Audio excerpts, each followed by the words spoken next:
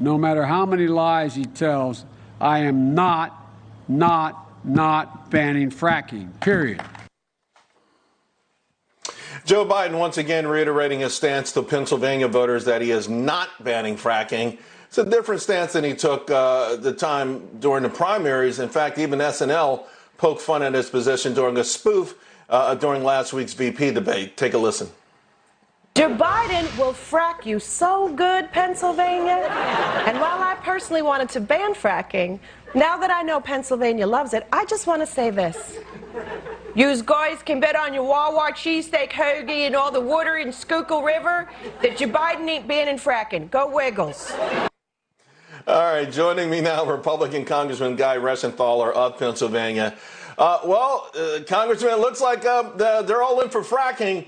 Although there is some nuance even to this new position, right? Federal lands, new fracking, yada yada. Is it enough? I mean, will Pennsylvania voters see through this, so to speak? Charles, the Pennsylvania voters are too smart for this, and frankly, it's insulting to the intelligence of my constituents that Joe Biden has now flipped like a coin on this issue. He's been caught at least 5 or 6 times, dead to rights, been caught on camera saying that he wants to ban fracking. And the voters of Pennsylvania know that that is his true position. And Kamala Harris, she has the same position. Now, you mentioned the nuance. The nuance is this. He said he wants to delay the ban for a period of years. Well, what does that do, Charles? It dries up investment. No one is going to build a new cracker plant. No one is going to sign more leases. No one is going to expand drilling. So that, in effect, is a ban. And people in the industry, people who need this for their livelihood, they know that. This isn't going to work. You know, it's interesting because this is rising really quickly among the single voting issues, single voting voters, single topic voters, where, you're talking Pennsylvania, Ohio, and a couple other perhaps swing states that are in play. And it kind of reminds you of Hillary's big mistake last time around in West Virginia. Is it on that level in your mind?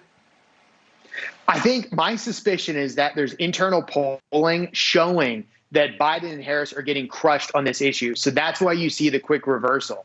But again, people in this industry know that Trump is the one that supports fracking and taking advantage of energy exploration. Joe Biden and Kamala Harris, the far left Democrats, they have a much different position. And Charles, if I may say this, it's not just about fracking. It's also about the petrochemicals that are used in advanced manufacturing.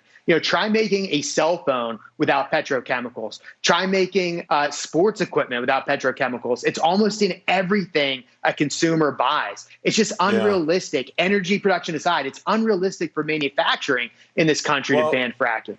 Right. I guess the idea is that we don't have to worry about making those things since we'll offshore to China anyway. That would be their problem.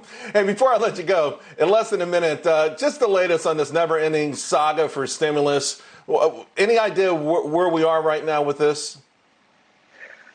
Well, Nancy, it's very clear that Nancy Pelosi is using the American people as political pawns. She's holding up a decent package that the Senate put forth last week. She's holding that up because she wants stimulus checks to go to illegal immigrants. She wants bailouts for the budgets of blue states, budgets that have been mismanaged for decades. And then, of course, she wants tax cuts for billionaires and millionaires in blue states. Yeah. So that's really what we are. We should just be focused on what the Senate passed a few weeks ago. That's a reasonable plan of about $700 to $800 billion that gets help to people that need it. Right.